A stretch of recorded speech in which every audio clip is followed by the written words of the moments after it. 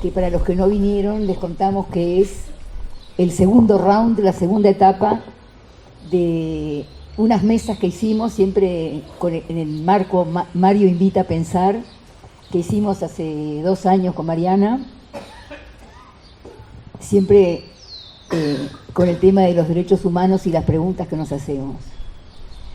Esta serie de ahora de Cineforo tiene otro enfoque, es darle la palabra, la mirada a los jóvenes sobre lo que pasó, sobre el terrorismo de Estado, y la idea justamente es escuchar a los jóvenes, las preguntas que tengan, las reflexiones. Acá hay unos papelitos que ahora los vamos a distribuir entre todos. No se inhiban, escriban lo que quieran decir, lo que quieran preguntar.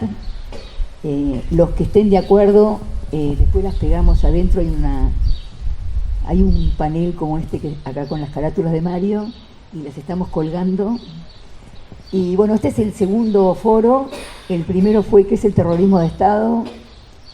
Y tuvimos, por suerte, se cumplió el objetivo que queríamos, que algunos fueron testigos acá de lo que pasó, que fue justamente ese encuentro entre los jóvenes y los que fuimos jóvenes en la época del terrorismo de Estado, y se armó un diálogo y una sinergia muy linda. Por eso los invitamos a participar sin timideces. Mariana va a presentar la película y va a presentar a nuestra querida ponente, a Francesca. No, espera, lo primero digan si están de acuerdo que grabemos o no. ¿Está bien? Bueno, gracias. Gracias. Bueno, bienvenidas y bienvenidos. Es un placer estar acá nuevamente en la Fundación Benedetti con Diana, armando estos espacios de diálogo, que son espacios también de transmisión de la memoria, de reflexión crítica sobre lo que vivimos y qué significa la experiencia del pasado en el presente, ¿no? Y ahora invitamos a jóvenes, que acá tenemos algunos, a compartir estas instancias en las que presentamos 3 películas cortas que nos permiten como un disparador para generar esta conversación a partir de algo que compartimos, ¿no? Como no compartimos, ustedes no vivieron esa época, los que somos más viejas y más viejos sí, en distintos momentos, ¿no? En distintas etapas de nuestra vida. Pero la idea es que, bueno, compartir estas representaciones cinematográficas nos permite pensar en algo común. Y bueno, a partir de esto, ¿cómo se representa el pasado reciente de la dictadura en el hoy y que nos ayuda a entender de lo que está pasando hoy? Las películas además fueron hechas por directores jóvenes, también entonces son otra mirada a ese pasado, ¿verdad?, que lo interpreta y es del punto de vista de alguien que lo vivió en otra época de la vida, entonces puede ver cosas que quizás los que eran adultos en ese momento no se dan cuenta o no perciben, ¿no?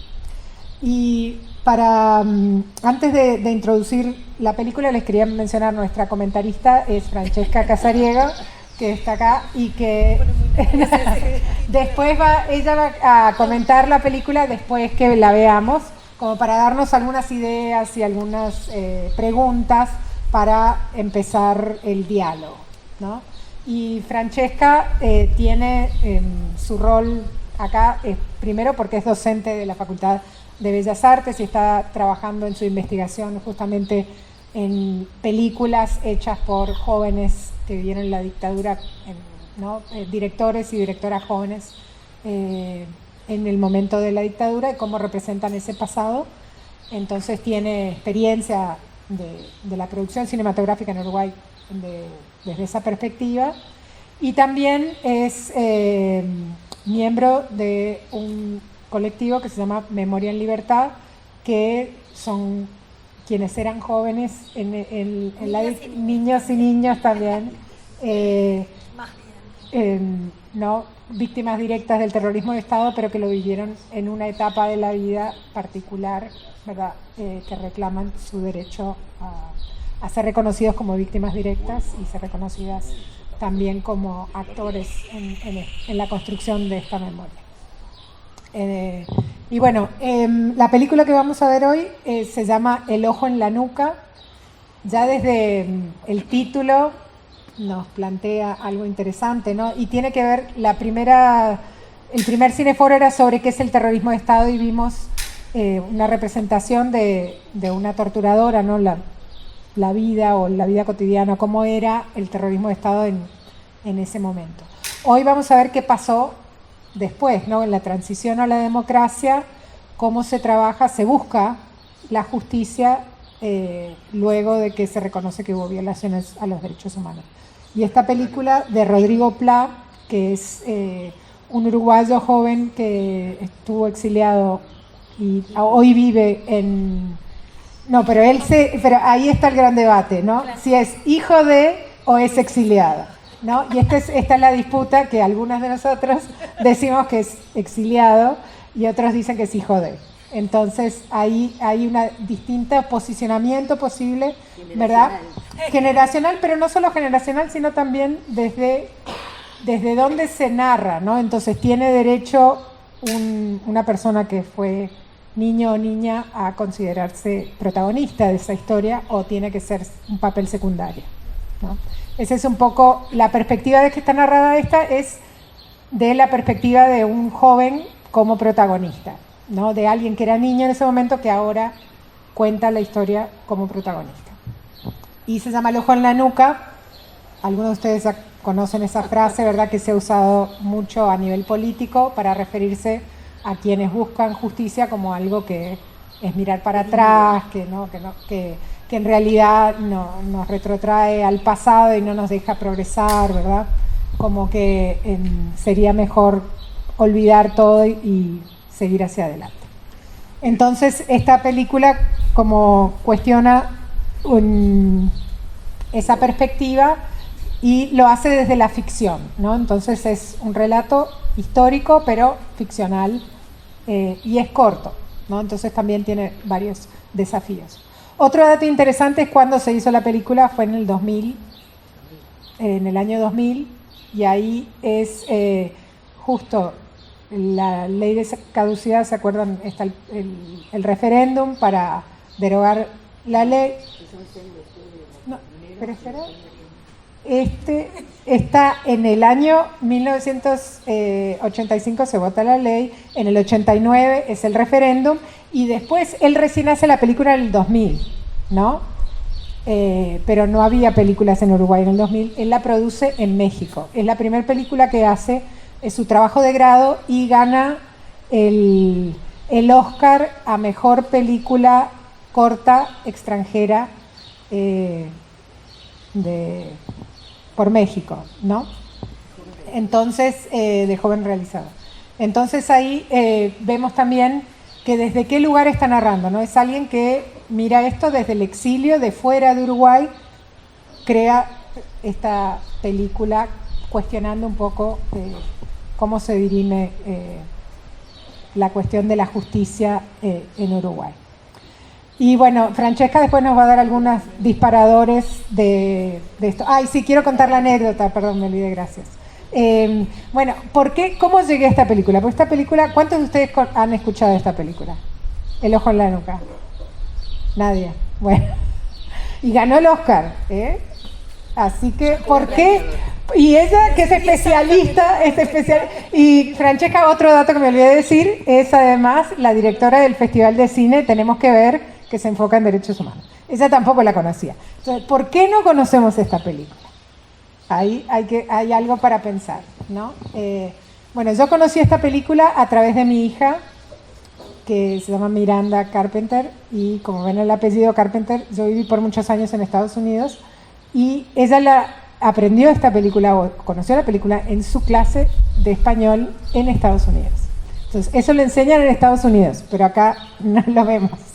Eso también nos hace reflexionar también sobre cómo se transmiten estas memorias y qué pasa, cómo circulan estos discursos que cuestionan quizás relatos hegemónicos de cómo se logra la justicia o quiénes son los actores relevantes, ¿no?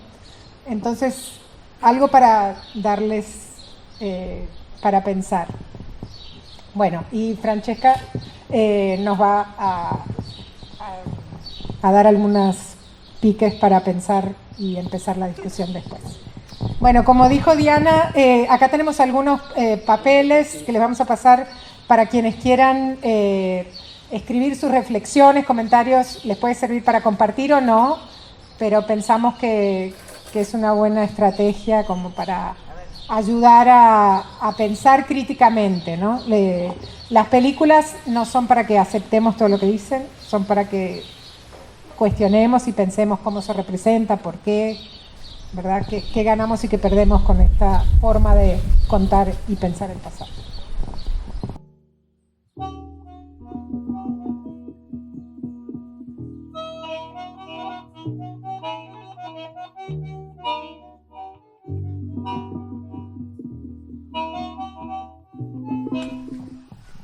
Bueno, deja un poco sin palabras y por eso le pasamos el micrófono a Francesca para que nos ayude. Bueno, primero que nada, gracias. Gracias por este espacio, por invitarme y también por acercarnos a esta película que como comentaba no la había visto y me encantó. Me parece que es como que expresa todo, decir como la oportunidad de ir y pegarle un tiro al que, no sé, eso como decir, no hay justicia y hago la justicia, ¿no? Me parece que claro, el personaje, Pablo, vivió toda su infancia, o sea, vivió una situación durante su infancia que le afectó y tiene una afectación que es propia, que no es de otra persona, y esa afectación no es algo como, ¿no? Porque esto, como que los personajes que lo acompañan, en realidad él queda como muy solo, porque los personajes están como siempre pidiéndole que deje algo atrás, como si él eligiera tener la afectación, ¿no? Como si fuera algo, una decisión que tomó de decir, voy a vivir con esto como una mochila. Y no, y es algo que vivió y que lo sintió y que sus ojos vieron cómo se llevaban a su padre y cómo le ponían un revólver en la cabeza a su padre. Y entonces creo que esta película nace como de esa impotencia al ver que naciste en un país que durante tu niñez te vulneró tus derechos, no te reconoce, no reconoce esa vulneración. Y cuando la sociedad toda tiene la oportunidad de decir hagamos justicia, él dice que no. Entonces, realmente yo me sentí muy identificada con el personaje, no porque alguna vez haya querido salir con un chumbo a matar milicos, que realmente no creo que vaya por ahí, pero creo que sí, el sentimiento está muy gráficamente planteado en la película, y es eso de decir, ¿por qué no hacemos justicia? O sea, ¿dónde está la justicia? En realidad crecimos, nos educaron en que cuando uno se porta mal tiene que pagar una pena, y de repente tenemos un grupo que atropella todos los derechos de toda una población y decidimos que ellos son impunes. Creo, releí, por ejemplo, algunas cosas, por otras cuestiones que vengo haciendo también, pero del 16 de abril, cuando el primer plebiscito, que se dice que no, que en realidad él se sitúa ahí, ¿no? Yo tenía 14 años y realmente era como ese no entender qué estaba pasando, ¿no? Entonces me parece que la película plantea el derecho a la justicia, así de una manera muy, muy contundente, ¿no? Pablo dice, yo tengo derecho a justicia y entonces la voy a hacer aunque me cueste mi vida, porque de última su vida también está jugada en esa necesidad de justicia, ¿no? Y en esto también hay una cuestión que, como Mariana decía, yo vengo como intentando ver qué pasa con la producción audiovisual, me centré en la producción audiovisual, pero en realidad me gustaría como, en muchos aspectos, como desde el arte, qué se viene haciendo la generación que como Rodrigo, como Pablo, su personaje, como yo vivimos la dictadura siendo niñas, niños y adolescentes, ¿no? ¿Qué pasa? ¿Qué hemos producido? Hemos podido producir material, hemos podido hablar, y de alguna manera muy poco, siento que muy poco, y lo que he estudiado me indica que muy poco, o sea, muy tímidamente, en Uruguay sobre todo, como Mariana decía, él lo hizo y pudo hacerlo porque estaba en México, o sea, porque tenía la mirada, la distancia necesaria para no estar tapado de impunidad y de silencio como los que hemos vivido acá, donde siempre tenemos como una escala tan grande de haberes, de deudas con la justicia y con la memoria, que la voz de quienes fuimos niñas, niños y adolescentes queda relegada porque hay como muchas urgencias, ¿no? Tenemos cientos de cuerpos que no han sido, de historias de personas que no han sido cerradas.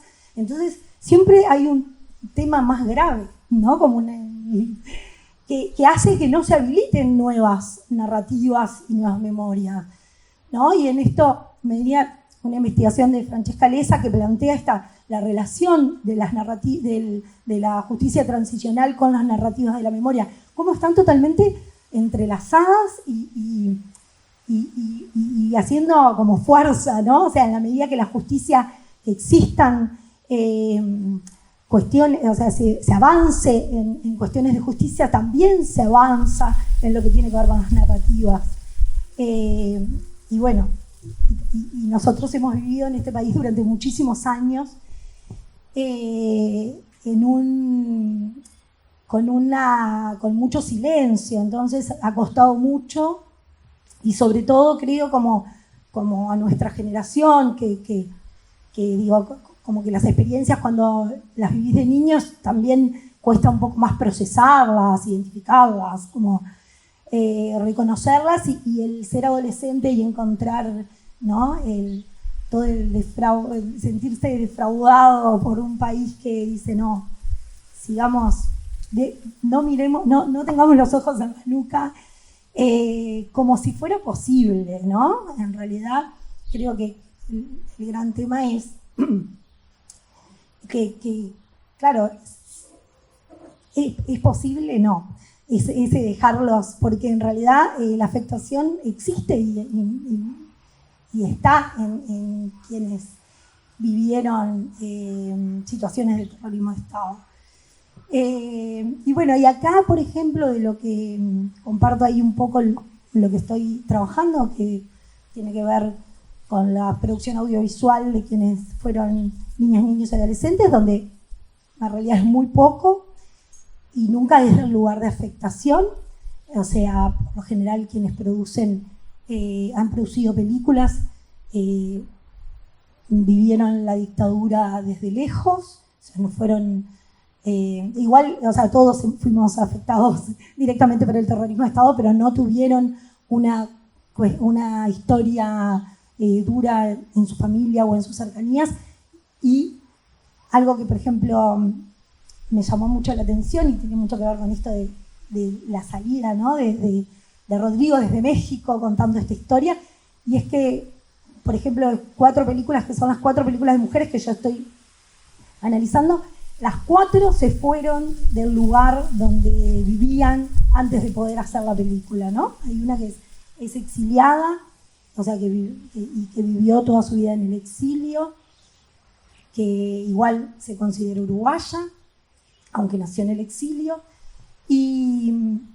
y ella se fue a otra ciudad a estudiar, y las que vivían en Uruguay se fueron de Uruguay, y luego de volver pudieron hay como algo de una necesidad como de tomar distancia, ¿no? ¿Por qué? No sé, lo digo ahí para quien quiera responderlo. Pero, y después algo también muy curioso es esto de que en Rodrigo me parece que también, porque vos decías que era la película que hizo, que son sus primeras películas, ¿no? En estas 4 mujeres uruguayas que hicieron de mi generación, y planteo en realidad un corte que tiene que ver con con el terrorismo de Estado, desde quienes nacimos entre 1968 y 1985. 84, 85. Ya el que nació 85 y para adelante ya como que vivió toda su vida en democracia, ¿no? Y ahí, bueno, hay una gran diferencia, porque obviamente quien nació en el 83 casi que vivió toda su vida en democracia, pero igual vivió esa transición de silencio, de esto no se habla, esto no la justicia no existe. Bueno, no sé, creo que tenía, después, en todo caso, seguimos conversando. Bueno, muchas gracias, Francesca. Creo que nos diste varias puntas para seguir la conversación. Y no sé si quieren los papelitos, si quieren escribir algo, ya escribieron, pero los vamos a invitar ahora, quizás, no sé si quieren poner las sillas un poco más en círculo para ver a las personas con las que vamos a conversar. Esta cuestión que mencionaba Francesca, como de la afectación y del sentimiento de impotencia y o sea, me parece que transmite como el relato muy fuerte esa cuestión de la impotencia, de la injusticia, de la impunidad. Creo que evidentemente es producto también como de un contexto, ¿no? Si bien tiene la perspectiva de quienes vivieron el terrorismo de Estado siendo niños y niñas afectadas, también creo que está como ese eje puesto en la cuestión, bueno, de la impunidad y la necesidad de justicia. Eso me parece que está súper interesante y más allá de también algunas cuestiones cinematográficas. Yo lo que me preguntaba, que me anoté porque para no olvidarlo, lo que a mí me hizo como un poco de ruido, no porque esté mal o bien, sino a mí me llevó a reflexionar, es esto de representar esa necesidad de justicia a través de un duelo entre, vamos a llamarle víctimas y victimarios, ¿no? Creo que en cierto punto hasta ahí sigue siendo funcional a un discurso de ese contexto en particular, en esta necesidad de decir, bueno, no es una búsqueda de justicia, es una búsqueda de venganza, ¿no? Me parece que el relato está como en la línea ahí de la cuestión de justicia o la cuestión de venganza, que me dejó pensando. Y creo que particularmente la mirada tiene que ser, bueno, la justicia no es un duelo entre víctimas y victimarios, sino la justicia es un debe que tenemos como sociedad toda, ¿no? De generar una sociedad en donde la impunidad del terrorismo de Estado y la impunidad de otros delitos de lesa humanidad que se siguen cometiendo no tenga cabida en la justicia. Me parece como, sí, para arrancar, es como lo primero que me surgió. No sé, ¿todo bien? Me sentiste presión, me puse el micrófono. ¿Qué más? No lo había procesado todavía. A mí, dos cositas así cortas, quiero decir. A mí un poco también me hizo mucho reflexionar respecto a la charla pasada, en donde hablábamos de sacarle esto de que eran demonios o que eran locos, como que nos encasillábamos ahí, entonces no les podíamos juzgar porque eran monstruos y como que quedaban en ese sector totalmente sin poder hacer justicia. Y como, por ejemplo, la película, cuando él pega el tiro y después no lo va y se da cuenta que puede morir, esa mirada de miedo, en lo cual en cierto sentido lo humaniza, entonces ¿cómo ese ser humano no recibe justicia? Entonces yo también me lo pregunto, como que siento que en ese punto sale de ese lugar de monstruo, loco, en donde es como inalcanzable porque todo está justificado, porque es loco, es cruel, es un demonio, y en ese instante lo vuelve como un ser humano que tiene que pagar por lo que hizo. Entonces es eso también, como decías vos, de cómo la sociedad calla y cómo no hace nada. Y por otra parte, hablamos sobre esta taller, recién estoy empezando a entender un poco qué fue, y a partir de todo esto he charlado bastante con mi familia, Y hablaba con mi tía yo, que somos de Mercedes, y los vecinos, ellos, él era militante y todas las noches se juntaba secretamente con un grupo de personas. Entonces mi tía hasta el día de hoy no soporta cuando golpea la puerta. Ella era una niña, porque mi abuelo con la vecina, con la esposa, que quedaba sola de noche porque él salía, compartía la pared, porque los cuartos compartían la pared en medio. Entonces mi abuelo, antes de acostarse, le daba 3 golpes a la pared y la vecina le daba 3 golpes a la pared y era como una señal de dormite tranquilo que estoy bien. Y ella era niña, y sin embargo ella, el día de hoy, sentir golpes así como de pared o golpes así de nada, como que la asustan y la sorprenden por demás que a una, tipo a mí, por ejemplo, que estaba su golpe. Y nada, como cuesta, o al menos a mí, como que no había tenido ese enfoque de ese lado, y cómo es tan importante, porque fueron niños y niñas que la vida hasta el día de hoy sin duda que les cambió. O sea, digo ese ejemplo particular porque recientemente me enteré de ese dato, pero así como está el terapia, cómo es algo que uno no decide llevar, porque por supuesto que nadie decide llevar, pero que convivimos y que como sociedad muchas veces no acompañamos, siento, como debemos, y nada, esa discusión que me hace reflexionar un montón, sin duda. Andrés. Como siempre yo entendí mal y pensé que había que escribir para ponerlo no sé dónde. También lo vas Había a poner, que- también lo vas a poner, lo dijiste bien. Bueno, yo estoy acá. Hay un hecho contundente en Uruguay de que no haya habido justicia por mano propia por parte de las víctimas del terrorismo de Estado. No.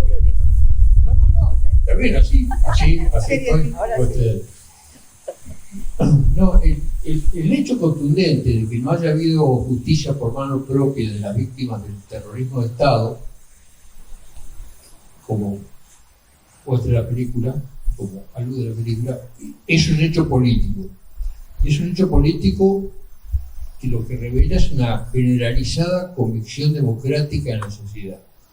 Y esa convicción es el saldo de la experiencia dictatorial. Se salió de gente que ejerció la violencia, que sufrió las iniquidades de la represión, se salió con la esperanza en la justicia y en la democracia. Y por eso gente que se hizo adulta, que sabe de los menesteres de las armas, no hizo justicia por mano propia. No hay un solo caso en Uruguay. Y eso habla fundamentalmente de que es una convicción democrática muy profunda.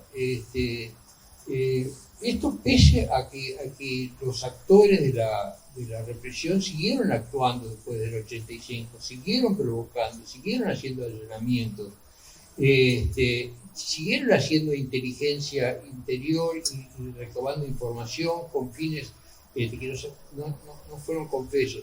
Y tenemos un Estado que ampara situaciones que impiden la transparencia informativa sobre lo que sucedió, y el velo de la impunidad sigue atravesando generaciones.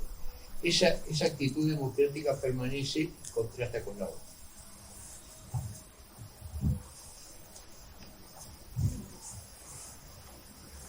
Yo tenía una cosita siempre, pero ahora estoy de mejor, estoy más descansada que la vez pasada.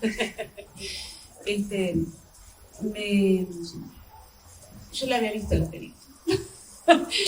Y eso marca la capacidad. Contá por qué la viste.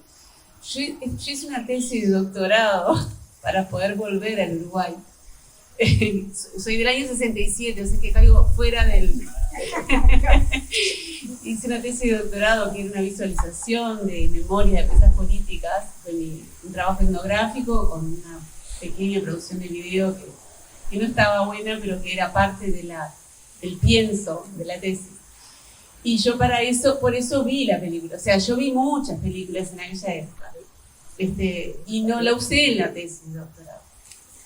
Y cuando estaban ahí en la azotea y que yo decía a ella, cuando estaba en la azotea, y yo dije, va a venir la policía. Y ahí me di cuenta que ya la había visto la película.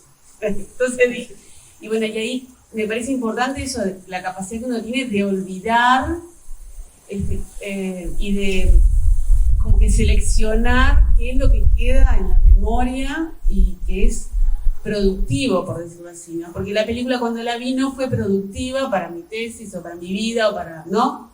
La vi, y la cerré y ¿no? Entonces, eso quería decir, cuando vos hablaste, yo dije, no me suena conocido el nombre, pero cuando vi esa escena, inclusive me acuerdo cuando yo la vi, yo estaba en Texas, la vi y la escena de La Habana Vieja, o sea, el auto ese, y yo dije, chao, pero esta persona tiene un recuerdo de Montevideo que lo asocia a otra ciudad, o sea, por más de que los autos fueran viejos, ¿no? O sea, ese auto hace mucho que no se ve, ¿no? Y esa cuestión de la distancia, ¿no?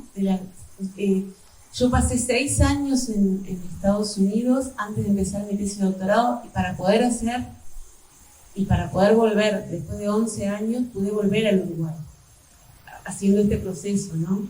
Y pensaba en mis hermanos y en mi hermano que tendría tu edad cuando votó el nuevo voto verde, y que él no ha podido volver al Uruguay. Entonces estaba pensando en eso, en que las cosas que uno hace para poder volver y para poder...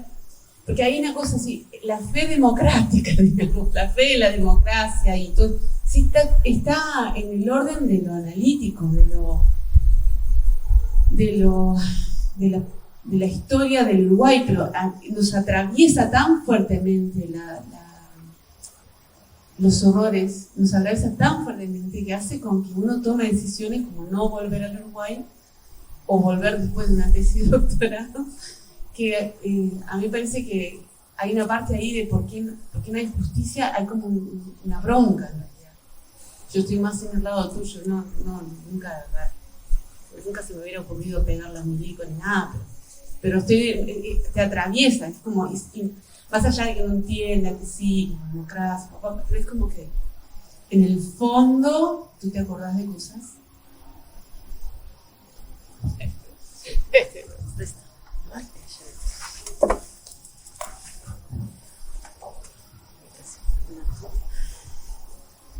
Yo quisiera primero agradecer la invitación a Mariana, a la Fundación, y agradecerle a Fran por su comentario. Con Fran nos conocemos hace mucho tiempo, pero agradecerle ese comentario porque sentí que lo que decías, Fran, es como de primera mano, ¿no? También por los ojos de esa niña que vio que lo que pasó, que todo este tiempo sigue esperando justicia, y esto que hablabas tú desde el lugar de la afectación, ¿no? Que me parece tan exacto, tan duro también, esta espera de la justicia desde ese lugar de la afectación. Y también como que relata Carmen, con Carmen también nos conocemos y somos amigas y compañeros hace un tiempo, y charlamos de vez en cuando de estas cosas en el trabajo. Este tema de la memoria, lo que la memoria elige recordar y lo que también la memoria hace para permitir que las personas sobrevivan de mejor manera frente a todos esos hechos. Y creo que es tan importante este tipo de espacios. Yo cuando veía la película, yo me acordaba de una pregunta que me hacía al poco tiempo de llegar a Uruguay. Yo llegué el año 99 a Uruguay,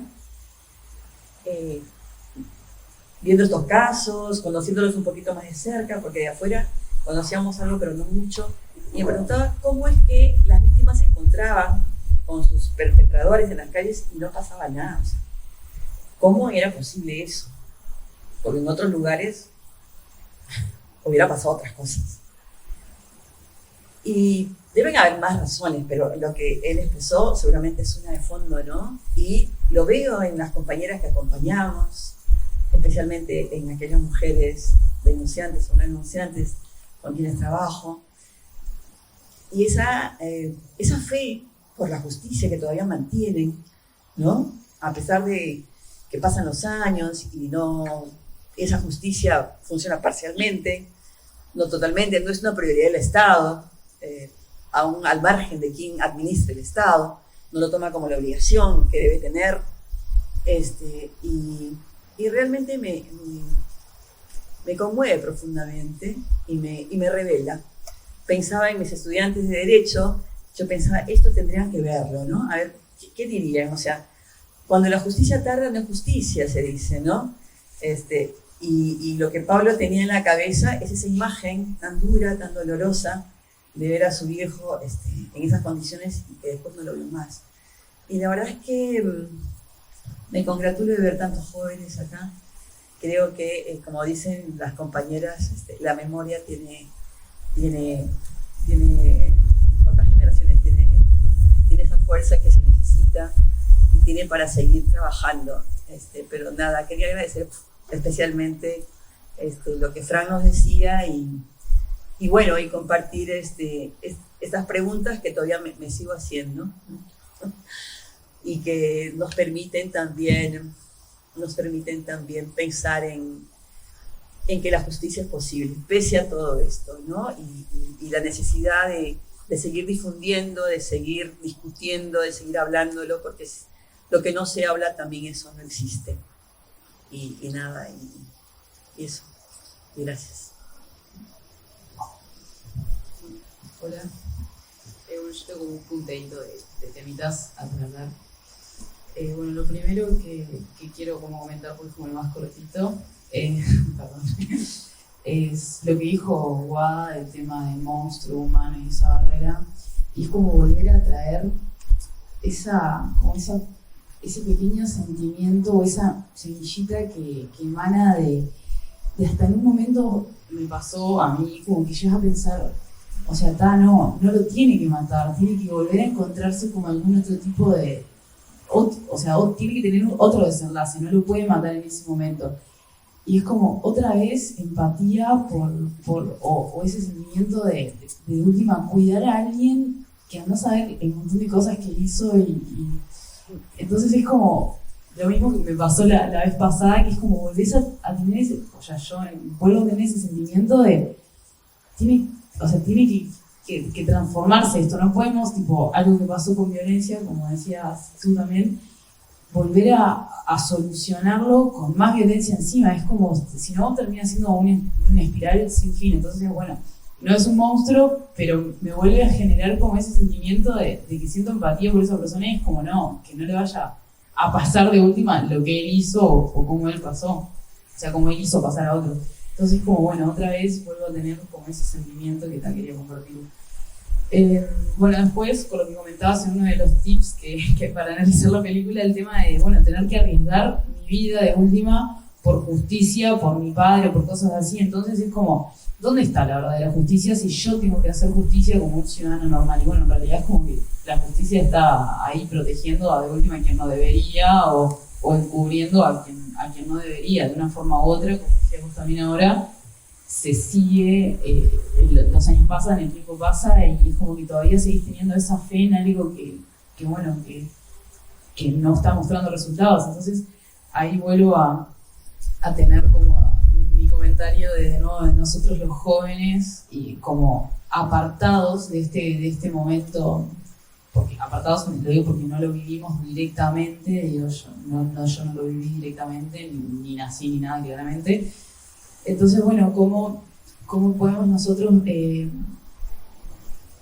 poner como desde nuestra semilla o desde nuestro lugar, tal vez desde un lugar más objetivo en el sentido de que no nos irradia esa bronca y esa ira porque no lo tenemos directamente en nuestra sangre, en nuestra piel, pero sí siento que podemos como, bueno, poner nuestro granito de arena de lo correcto, valga uno saber lo que es lo correcto, ¿no? Pero tratar de debatirlo, de llegar como a estar de acuerdo y a poder, entre jóvenes, con sus experiencias y sus cosas, bueno, generar como una sociedad que encamine para algún lado en donde no sea la solución pegarle un tiro de última al milico o a lo que sea. Como bueno, vuelvo a como agradecer estas instancias porque siento que unen y encaminan más a eso que nada, que me parece que está buenísimo. Nada más. Hola, buenas tardes.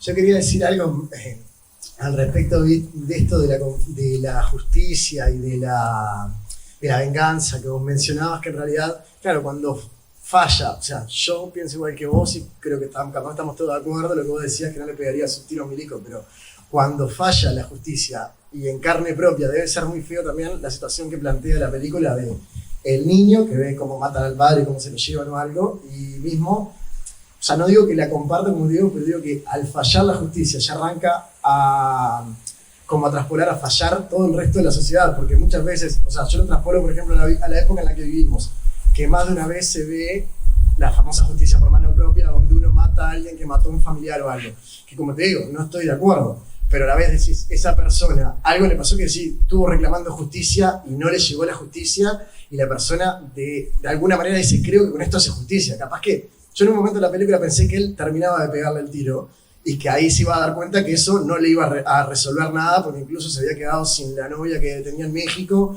y había perdido toda su vida por eso, porque claro, como que la moraleja de la historia es eso, que la justicia tiene que llegar justamente por la justicia y no por uno mismo. ¿Me explico? Pero claro, te da ese sentimiento de impotencia, que también vos mencionabas algo, de que no sé cómo lo decías bien, pero yo lo pensaba como decía también de, muchas veces se cree justamente eso, que vos al tomar justicia por mano propia vas a hacer justicia. Y eso es un debe que ya viene del Estado, que no tendría ni siquiera que tenerla, que a alguien se le pase por la cabeza, porque como él mencionaba, nadie lo mató, nadie tomó justicia por mano propia. Pero seguro más de alguno, en esa situación, quizás niño, vulnerable, quizás más de alguno lo pensó, quizás más de alguno dijo, bueno, en este país no se hace justicia, yo tengo que hacerla por mano propia. Por suerte no se dio. Volvemos a lo que decía Elisa, digo, que no se da porque nosotros llegamos a sentir empatía con quien no sintió empatía quizás por nosotros y por la situación, pero para cerrar el tema de la justicia yo quería decir como, no sé, la otra vez leía algo como que decía, por el tema, o sea, de los violadores en la cárcel, que todos sabemos lo que le pasa a los violadores en la cárcel, y gente decía que eso es justo, y en realidad yo no creo que el padre de la niña que violaron o la niña que violaron, para ser más exacto, o sea, considere eso justo y considere que eso era lo que se merecía la persona que... No sé si me explico, pero digo, volvemos al tema de la violencia que genera más violencia y que si tomamos acciones por mano propia, digo, llega un momento que la sociedad se vuelve más caótica en vez de frenarla, porque decimos, bueno, si la justicia no se la justicia no te da la justicia, valga la redundancia, tengo que hacerla yo. Y cuando entramos en esa rosca, vos te volviste un asesino cuando mataste a otra persona. Y por más que sea el militar torturador, o por más que sea, o no sé, te estás volviendo un asesino en el momento de que él tiraba el gatillo y lo mataba ahí. Y nada, después al respecto, o sea, saliendo de eso al respecto de más cinematográficamente, por así decirlo capaz, como que yo noté bastante, en 20 minutos, bastante muestra de la idiosincrasia, del imaginario uruguayo. O sea, como está muy bueno que te meten el candombe cuando él mismo estaba en México, como diciendo, mirá, ya se está tomando el avión para el barco, bueno, en realidad para ir a Uruguay, y bueno, te meten la Rambla, te meten que están tomando una caña en un bar o sea, como que está bien reflejado eso, y al respecto de lo que ella decía, algo que, de lo del auto que decías en chiste, y yo entiendo también que, digo, hay algo que vos también haces un recuerdo de, o sea, no lo supe, obviamente no estuve, pero vos haces un recuerdo de cómo recordabas, no sé, uruguayo que te has ido, no te olvides al volver, no te olvides cómo es. Hay como un recuerdo, capaz que vos recordabas la Rambla, recordabas el bar de la esquina de una cierta manera, y después cuando llegaste el bar era distinto, y capaz que el director tenía un recuerdo justamente de ese auto, porque básicamente él, supongo, y entiendo, se siente uruguayo, pero lo tiene más que nada en un imaginario y en cosas que le contaron y cosas que vio medio de chico, pero en realidad no llegó a verlas con claridad y nada. Veía más que nada eso de que se representa cada rato como el uruguayismo y nada. Me gustó eso.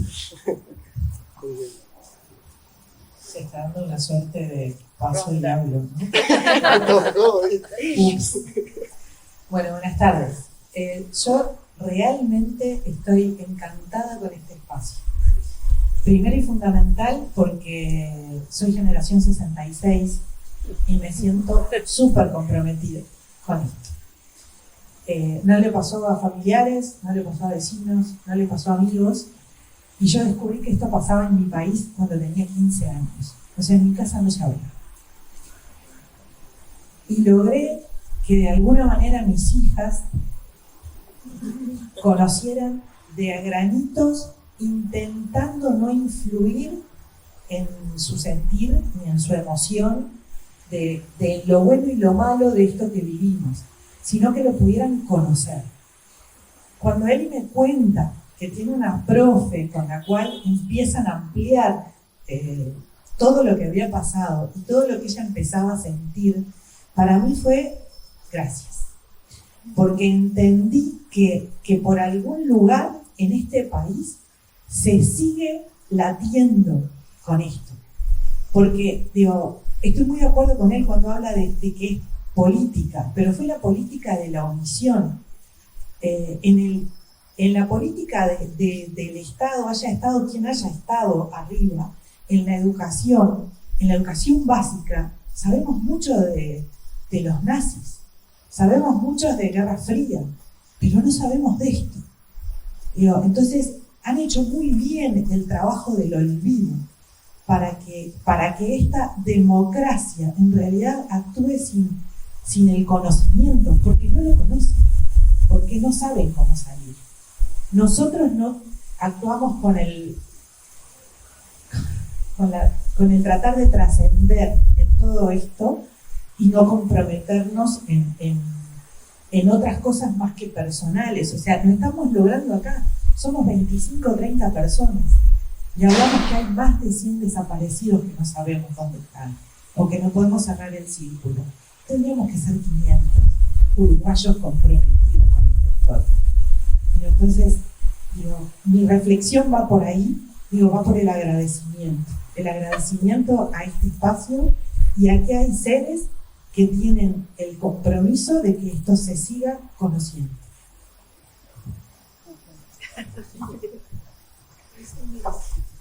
Tienes que hablar, no tires más, venite para acá. Acercate, el cable no da más. No quiero repetir. Muchas gracias. No, comentar un poco la importancia del cine como vehículo de transmisión, no solo de transmisión de la memoria, sino también de construcción de la memoria. Y sobre todo el cine de ficción, ¿no? Que tiene como que siempre la tarea y como que toma la posta de reconstruir eso que quizás lo que nosotros no podemos expresar o explicar en palabras como sociedad, el cine tiene que explicarlo mediante imágenes. Y es una tarea bastante compleja y bastante difícil, ¿no? Porque faltan piezas en el puzzle, no porque el puzzle venga incompleto, sino porque alguien se llevó esas piezas y las escondió. Entonces, me parece importante la postura de la película. Creo que por un lado plantea esta cuestión que ya se mencionó aquí, que tiene que ver con por qué el ciudadano o ciudadana de a pie común tiene que hacer justicia por mano propia cuando lo que hay es una omisión estatal, ¿no? Cuando es el Estado el que verdaderamente tiene que responder por los delitos de lesa humanidad. Y después creo que la otra cuestión que me parece importante del corto tiene que ver con problematizar el concepto y la definición de lo que entendemos por justicia, que puede tener tantas variantes como definiciones, ¿no? Porque el discurso militar también hablaba de justicia, ¿no? Justicia contra los insurgentes, contra los rebeldes. No vamos a hacer justicia contra esta gente que se nos aparece como los que de alguna manera desordenan la sociedad. Entonces me parece importante tomar en cuenta la idea de justicia y también la idea del silencio, que también está presente en el otro corto que vimos en el encuentro anterior, ¿no? Que era un corto que es mudo, es un corto que está en silencio, como también están en silencio algunas partes de nuestra sociedad y algunos sectores de nuestra sociedad. Incluso el final de este corto, si no me equivoco, por más que hay un disparo, algunas interjecciones, hay silencio. Y ese silencio es un silencio que se replica en otros ámbitos de la sociedad. Así que nada, me parece importante pensar al cine como un lugar, el cine, cualquier forma de expresión, la literatura o el arte, como lugares ideológicos y como lugares que nos hacen pensar y nos hacen pensarnos e identificarnos a nosotros mismos como sociedad y como comunidad, y bueno, tratar de ver de qué forma podemos empezar a hablar o continuar hablando de temas que son bastante complejos, que no están saldados en la sociedad, pero que este tipo de espacios y de eventos son un granito de arena para empezar a hablar sobre nada, por ahí.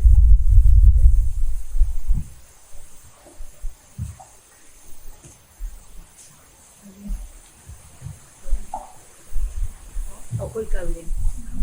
Sí. Yo puedo dar una cosita más. No, porque ahora me acordé de otra cosa.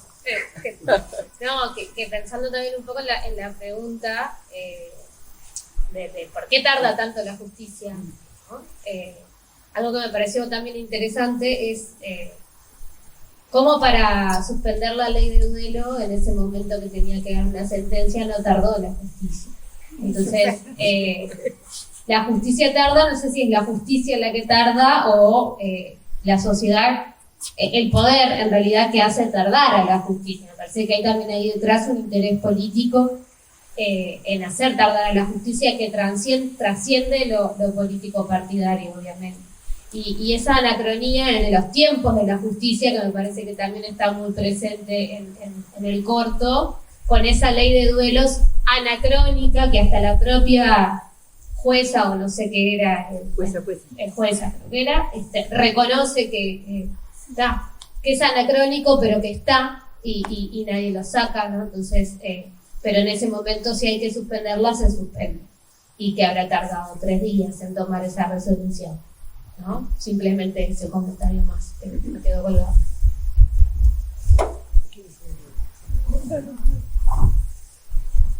Sí, yo quería también agradecerles a todos por estar acá en los comentarios y por lo que compartió Francesca, que creo que esa parte de la afectación, porque creo que queda para quienes eran niños y jóvenes, niñas y jóvenes cuando vivieron esos acontecimientos, ¿no? Con toda la herencia y ese legado, no solo de haber sido directamente afectados, sino después de tener que hacerse cargo de la justicia, ¿no? Eso me parece que queda, de hecho, bien representado en la película, y que no hay respuestas satisfactorias. No hubo en ese momento que se vulneraron los derechos de los niños y niñas, como dijo Francesca, porque ni se notó, o sea, se actuó de forma no solo violatoria de los derechos humanos de los adultos, sino también de los niños, que fueron totalmente ignorados por todos los adultos.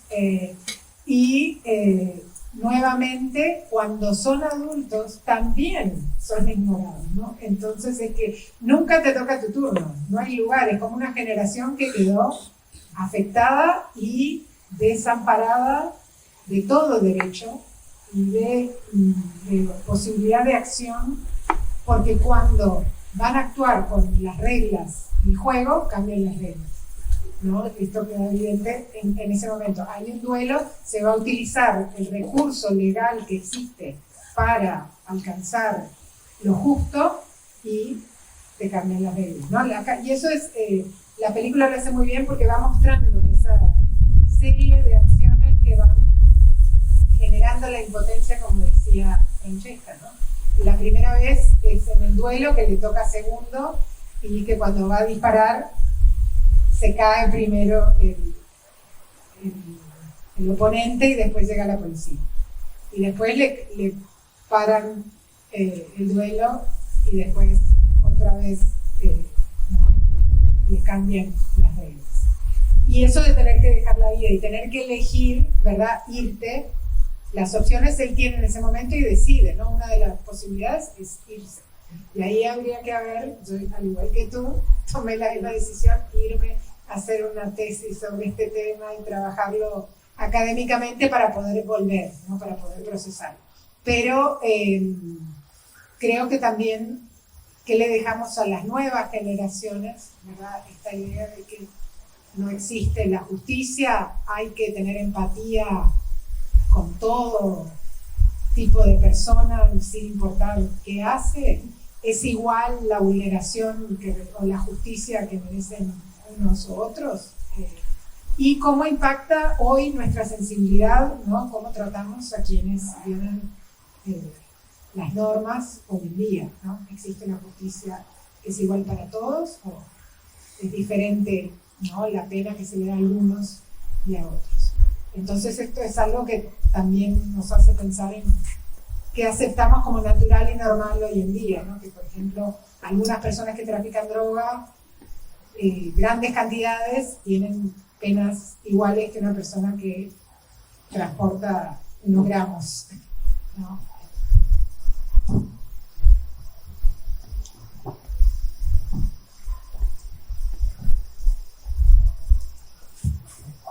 No, yo me quedé pensando de algunas cosas que dijeron. Andrés hablaba del saldo democrático que tenía este país y que eso fue lo que permitió de alguna manera que no hubieran revanchas de justicia a mano propia, ¿no? Tú hablabas de la fe en la justicia. Yo no sé si hay fe en la justicia, creo que es la única herramienta que el Estado democrático aporta, más allá de que estoy de acuerdo en que se pueda manipular y enriquecer, etc.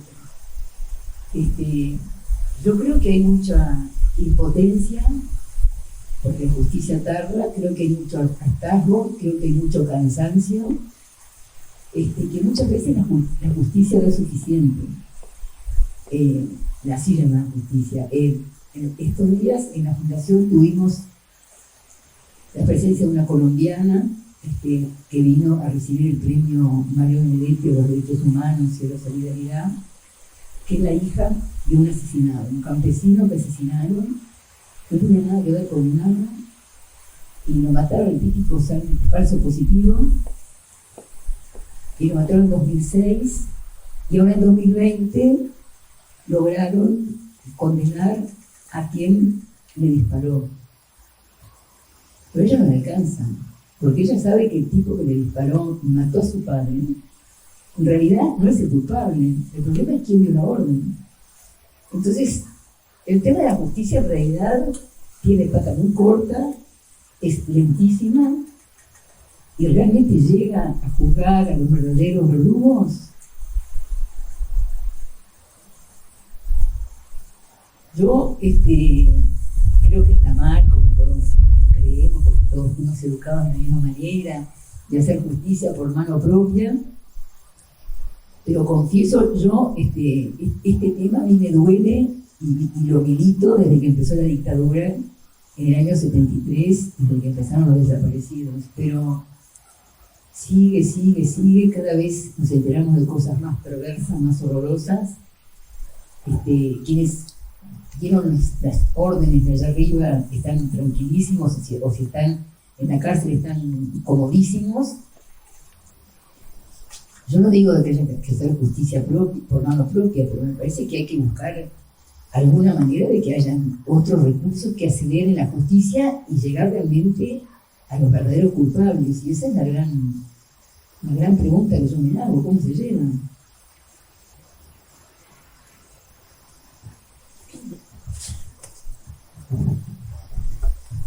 Solo un comentario a raíz de lo que decías.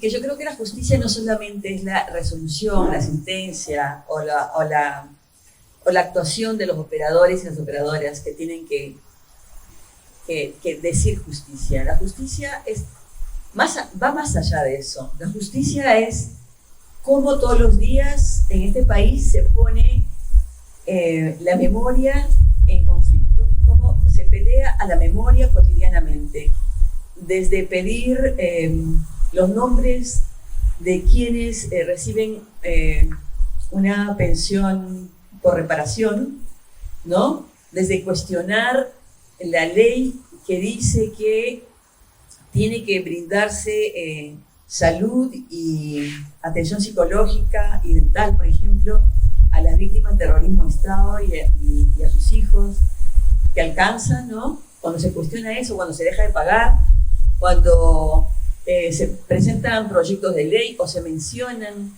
se dicen los proyectos de ley, cuando sale un senador a decir, yo digo lo que los otros no pueden decir. O sea, todos los días la memoria está en conflicto. Todos los días. Y eso a mí me parece que una forma de cambiar, de mirar más adelante, una forma de enfrentarlo es lo que está ocurriendo también respecto a lo que se va generando desde nuestro palo en la academia. Digo nuestro porque trabajamos con Mariana en varios espacios juntas y con Carmen, y están también compartiendo hoy las reflexiones. Es una alegría, por ejemplo, saber de gente joven que está trabajando sus tesis de grado en estos temas, ¿no? Desde hace tiempo, se avanza lento, capaz que también eso tendría que ser una apuesta nuestra para llevarla a otros niveles en nuestra universidad, en la Universidad de la República, que el tema de la memoria también se incorpore como debería ser en la currícula universitaria. Ya no solo pedir perspectiva de derechos humanos, ya no solo pedir perspectiva de género, que es lo que trabajamos permanentemente, sino también pedir que esa perspectiva de derechos humanos incorpore con mucha claridad a todos los y las universitarias, ¿no? La memoria, y que se puedan generar instancias de investigación, la pregunta permanente, no quedarnos con lo que se nos pueda mostrar, sino preguntarnos permanentemente y avanzar, y avanzar, y avanzar en la indagación, porque yo siento que eso también es lo que libera, eso es lo que también permite sentirse no solamente solidario, sino también alcanzar esa condición de ser humano que deberíamos tener cuando nos enteramos de algo que le sucede a otra persona, ¿no? Creo que también un poquito va por ahí el reto, la justicia, pensar la justicia no solamente en esos actos específicos de ejecución de un acto, sino de un hecho, sino cómo la sociedad se organiza y cómo la sociedad también reclama a todas las instancias del Estado, ¿no? Para que esa memoria no esté en conflicto permanentemente, porque es un tira y afloje permanentemente, ¿no? Pero ahí también la sociedad tiene que organizarse, y también decir lo que piensa y seguir con el tema y no dejarlo. Creo que por ahí también va la esperanza. Si la esperanza tiene que caminar y mirar, yo diría que la esperanza está en los zapatos, y en el corazón y en la cabeza de los y las jóvenes y todos los adultos y las adultas que estamos acá, y que podemos llegar a otros espacios. En nuestro rol más desde la educación, la enseñanza, creo que eso es súper importante y nada, a veces desanima, ¿no? Digo, lo que pasa, la omisión, que no camina la causa, que no pasa esto. Pero también hay luces de procesamientos nuevos, de pedido de procesamiento.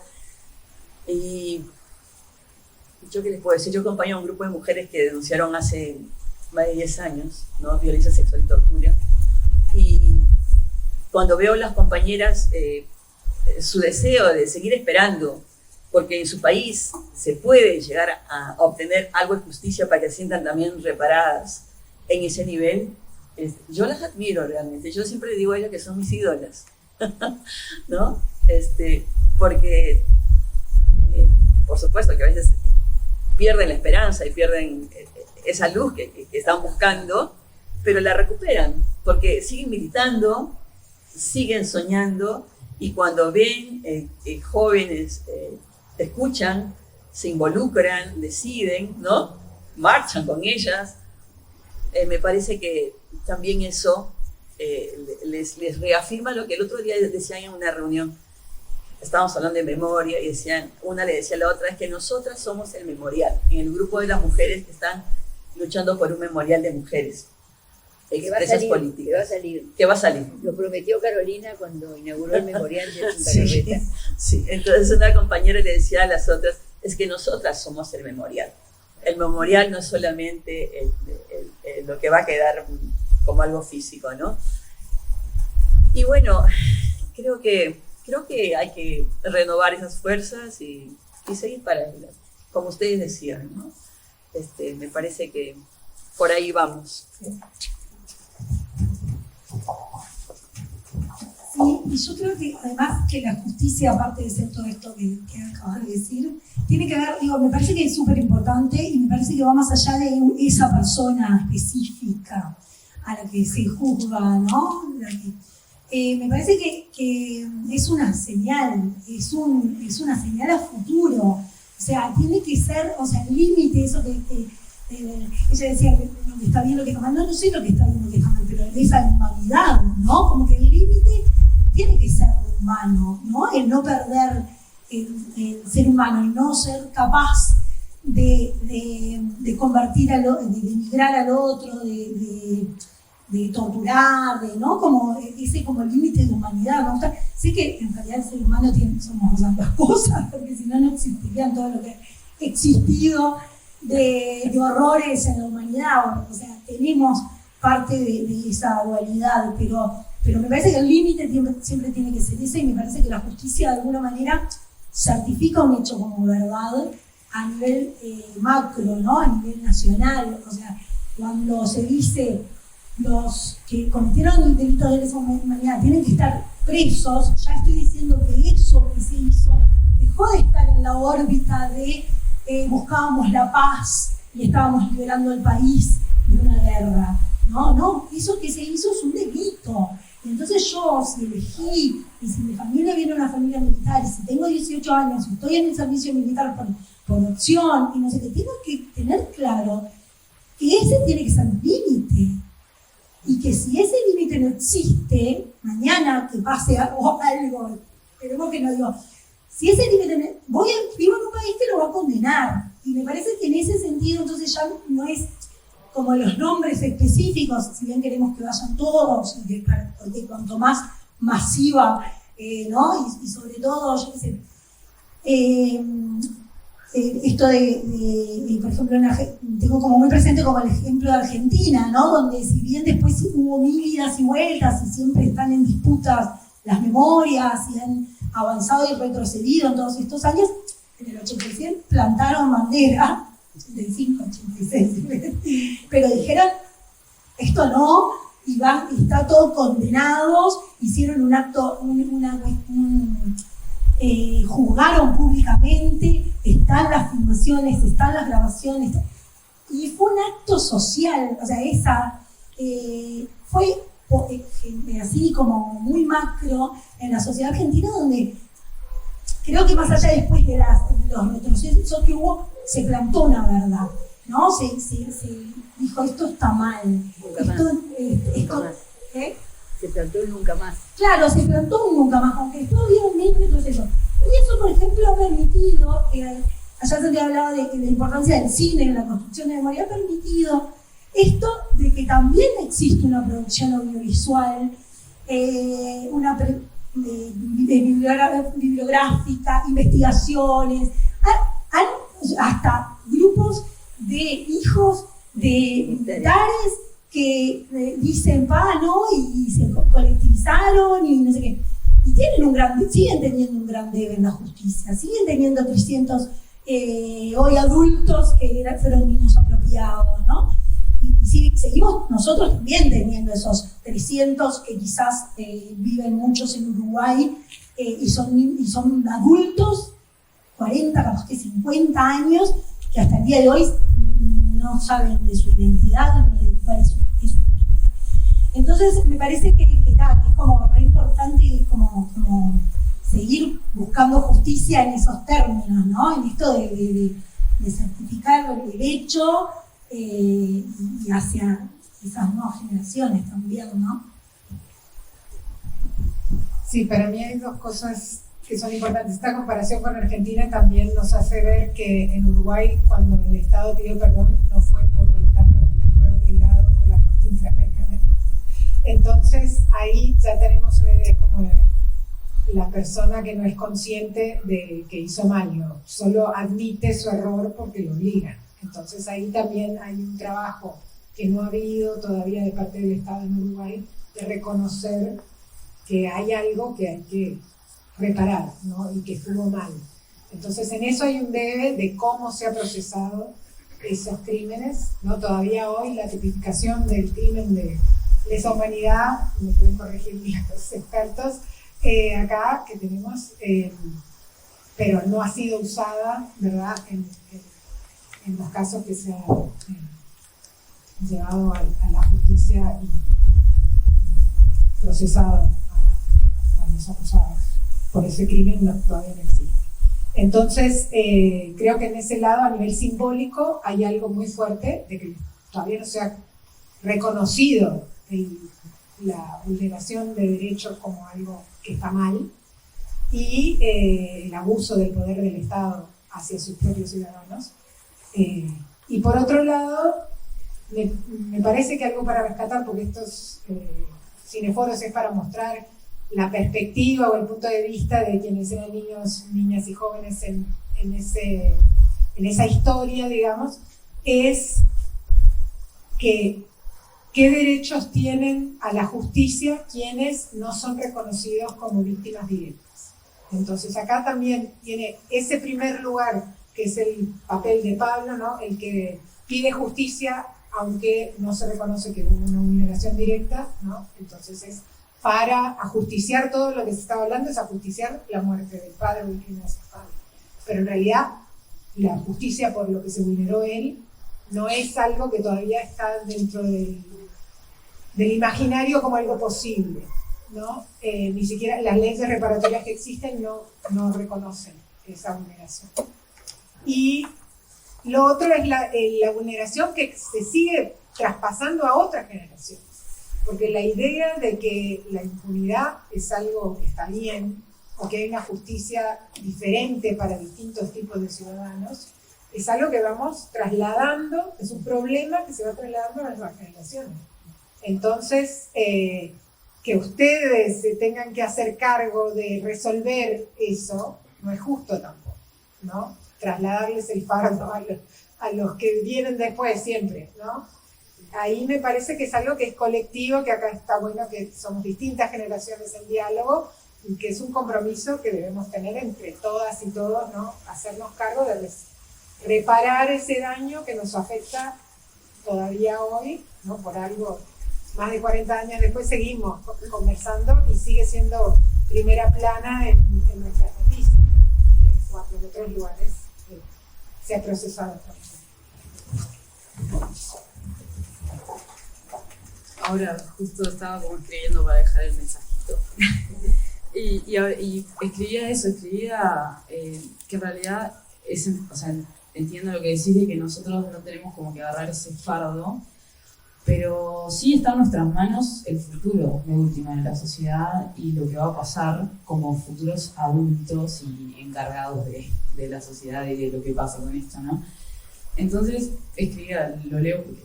Pero igual déjalo porque... Sí. Puse, los jóvenes tenemos fuerzas y energías nuevas para unir a sus historias y las experiencias de ustedes.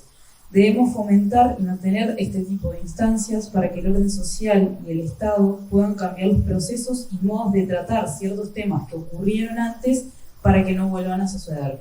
Que en realidad, a lo que voy es como a eso, de que debemos como unir y usar este tipo de instancias para, bueno, por lo menos en mí, cada vez que me voy como encendida y bueno, de cada clase mamá puede saber cómo me iba, como, no, papá, o sea, hay que salir a luchar ya. Bueno, y me pasa eso, de que cada vez que salgo acá es como que salgo con todas esas fuerzas que si no hubiese venido no lo hubiese tenido y no existiría en mí ni sería consciente de todo esto. Entonces es como bueno, de mantener ese tipo de cosas para que, bueno, generar en nosotros estos futuros, o sea, mini adultos capaces de poder con esto, de no decir, no conozco nada, no sé nada, que es lo que a mí me pasaba, de decir, no tengo ni idea de la dictadura, y me desentiendo, porque de última es lo que ocurre, como no sé, no me intereso y no me meto, bueno, ahora que conozco, ahora que sé, quiero hacer algo, quiero cambiar algo, y no estoy diciendo que voy a cambiar lo que pasó, ni nada, sino que quiero generar este tipo de vínculos, generar y apoyar este tipo de instancias para el futuro mío y de todas las personas que vienen atrás, ¿no? Entonces es como, bueno, el comentario importante de lo que vos decías. Eso. Gracias. Yo quería agregar a lo que dijiste, Eli, que sí, que están buenos estos lugares de memoria que tendrían que darse, como ella mismo dice, que te agradecemos. Digo, acá hay 4 personas que estuvieron en tu clase y que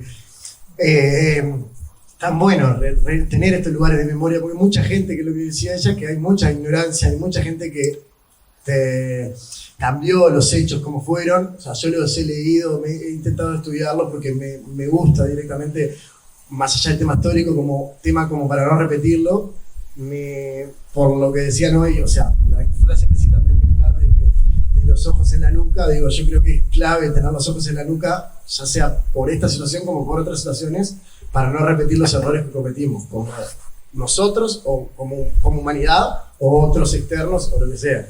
Si la gente no sabe, no le interesa saber tampoco el no saber, y no hay memoria de quienes lo vivieron para que lo sepan, es mucho más factible de que eso se vuelva a repetir, porque la gente, y cada vez incluso son más posturas de gente de mi edad, por ejemplo, que te dicen que sí, que no estaba tan mal, que podrían vivirlo de nuevo, que incluso no estaría bueno, y lo escuchás. O sea, no estoy diciendo una locura, pero de verdad digo que escuchás gente joven que decís, a ver, vos no la viviste, yo sé que no la viviste, y no podés hablar con esa autoridad de que vuelva la dictadura, que vuelvan como mucha gente. De verdad, yo no sé, y no hablo de amigos míos ni nada, pero he visto, o sea, capaz que muchos en las redes sociales capaz que ven la peor cosa de todo, ¿no?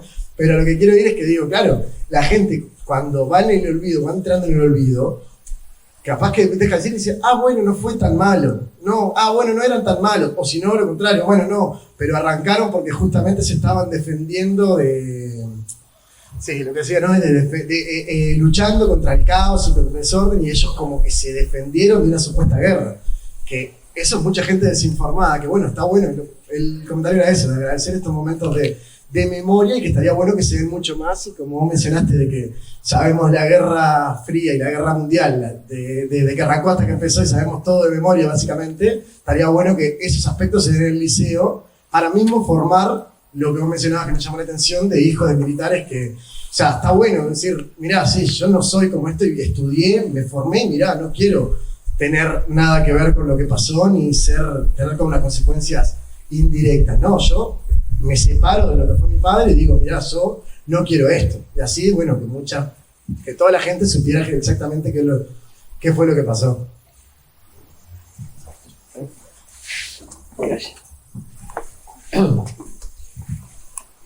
Yo no soy excesivamente joven, pero digo,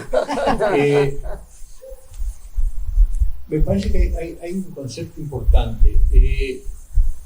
El Estado es uno solo. El Estado de la dictadura y el Estado actual son el mismo Estado.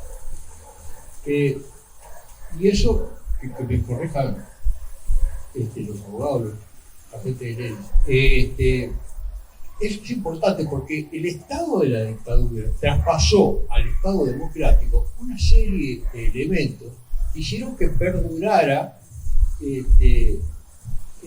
la impunidad y que perdurara la ignorancia. Es así que hoy en las escuelas no se enseña este periodo terrible que fue en Uruguay entre 1945 y 46, la crisis del 56, la crisis del 62, etc. Y llegamos a la dictadura. Ese Estado se está garantizando porque formó una cultura de impunidad. Y esa cultura de impunidad en un país donde la derecha que apoya el autoritarismo y el terrorismo, en última instancia apoya el terrorismo de Estado, es de un 35%, por ejemplo. Entonces, esa es la situación que tenemos hoy en la sociedad. Y al mismo tiempo, tenemos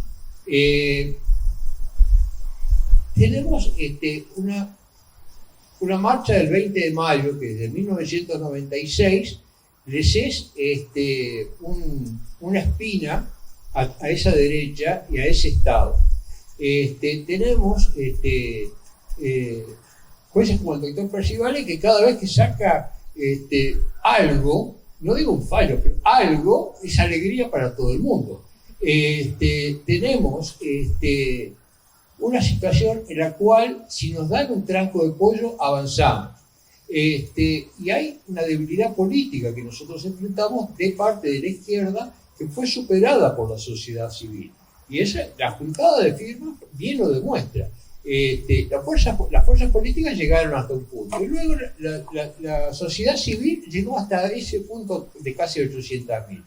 Entonces, es un proceso muy lento, muy desgastante y muy frustrante. Yo espero justicia hace muchísimos años, mucho más de lo que ustedes tienen de vida. Pero hay algo que los terroristas de Estado y los que los amparan y los que se beneficiaron económicamente de ello, que permanecen en el anonimato porque esa investigación no se termina de hacer, tienen que saber que yo espero justicia como dijera Juan Gelman, con sed y paciencia de animal. Gracias.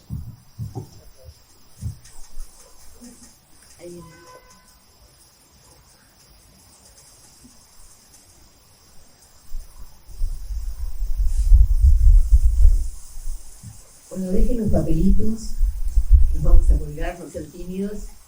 Gracias a todos, y tú por favor no te calles. Pasado mañana es el tercer y último por ahora Cineforo, que justamente es las tretas de la impunidad. Vienen los compañeros jóvenes de 33 y va a estar Mariana Mota, que es la única ponente que aceptamos de otra generación, pero nos parecía que, sí, porque hablamos mucho de eso con Mariana, nos parecía que era la única que le podíamos dar palabra, que nos fuera joven. Así que bueno, los esperamos el próximo jueves. Vieron que ahora estamos calentitos, hemos mejorado la infraestructura y la logística. Se veía gracias bien. Por venir y por apoyar. Sí, estaba bien para ver.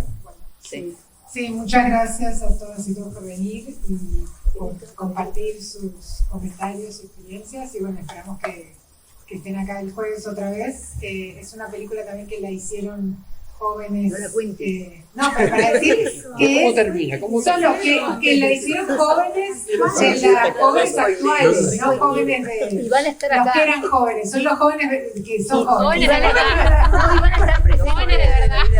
Jóvenes, hermano, no falsos jóvenes. Perdón, algo importante.